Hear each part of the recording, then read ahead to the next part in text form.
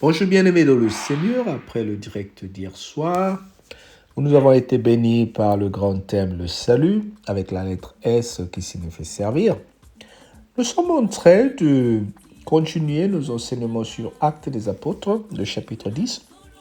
Nous lisons la parole de Dieu à partir du verset 16. Cela arriva jusqu'à 3 fois et aussitôt après, l'objet fut retiré dans le ciel. Tandis que Pierre ne savait en lui-même que penser du sens de la vision qu'il avait eue, voici les hommes envoyés par Corneille, s'étant informés de la maison de Siméon, se présentèrent à la porte et demandèrent à haute voix si c'était là que logeait Simon, surnommé Pierre. Et comme Pierre était à réfléchir sur la vision, l'Esprit lui dit, « Voici 3 hommes te demandent, lève-toi, descends et pars avec eux sans hésiter. Car c'est moi qui les ai envoyés. » Pierre descendit et dit à ces hommes, « Voici, je suis celui que vous cherchez. Quel est le motif qui vous amène ?» Ils répondirent, « Corneille, centenier juste et craignant Dieu, et de qui toute la nation des Juifs rend un bon témoignage, a été divinement averti par un ange de te faire venir dans sa maison et d'entendre tes paroles. » Pierre donc les fit entrer et les logea. Le lendemain, il se leva et partit avec eux. Quelques-uns des frères de Joppé l'accompagnèrent. Il arrivait à Césarée le jour suivant, lorsque Corneille les attendait et avait invité ses parents et ses amis intimes. Lorsque Pierre entra, Corneille était allé au-devant de lui, tomba à ses pieds et se prosterna. Mais Pierre le releva en disant, « Lève-toi, moi aussi je suis un homme. » Et conversant avec lui, il entra et trouva beaucoup de personnes réunies. « Vous savez, lui dit-il, qu'il est défendu à un juif de se lier avec un étranger ou d'entrer chez lui. Mais Dieu m'a appris à ne pas regarder aucun homme comme souillé et impur. C'est pourquoi je n'ai eu d'objection, puisque vous m'avez appelé. Je vous demande donc quel motif vous m'avez envoyé chercher. » Amen. Nous avons lu le verset 16 au verset 29. Et demain, nous allons continuer à partir du 30. Nous voyons ici la suite de ce que nous avons lu hier. Corneille alors fait venir Pierre chez lui et il va envoyer les gens aller chercher Pierre qui était logé chez Joppé, dans la maison de Joppé.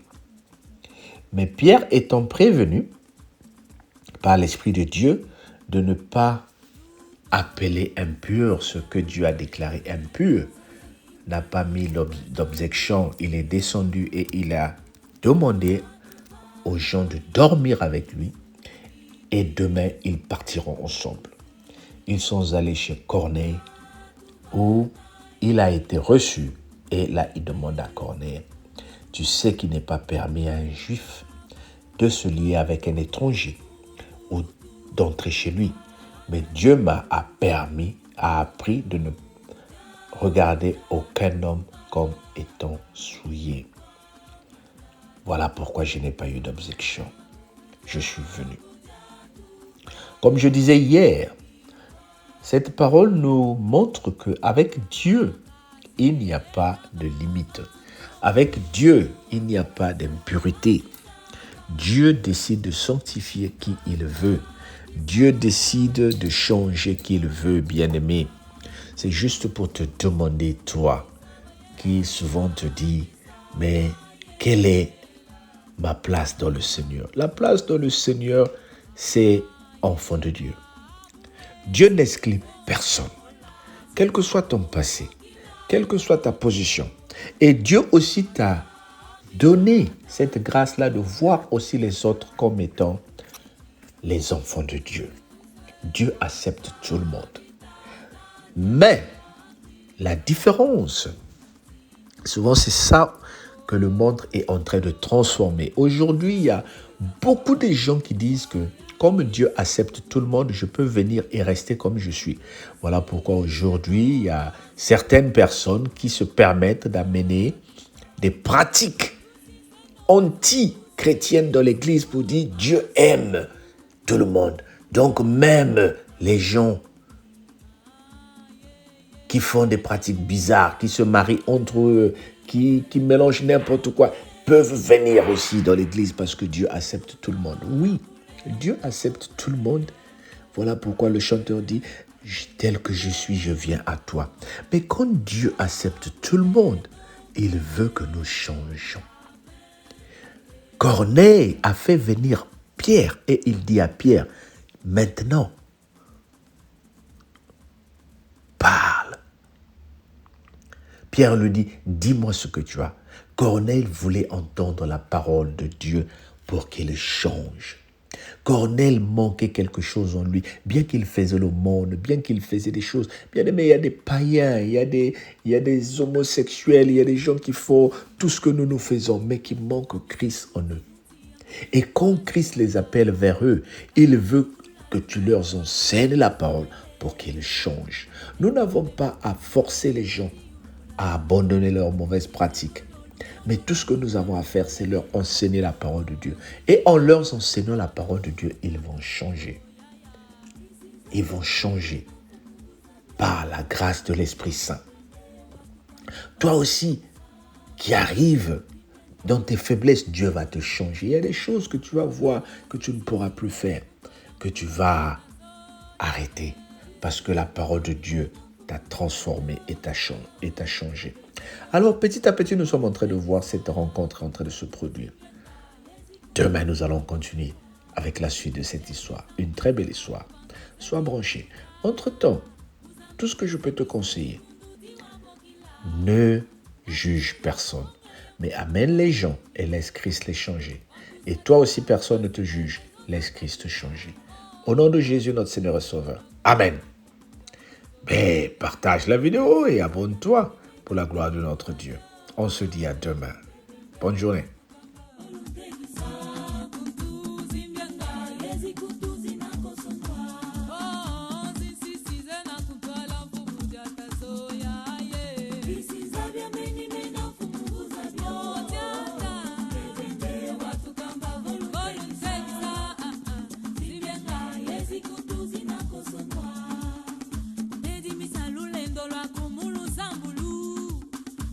Ilwazukiwa bana boso nsimu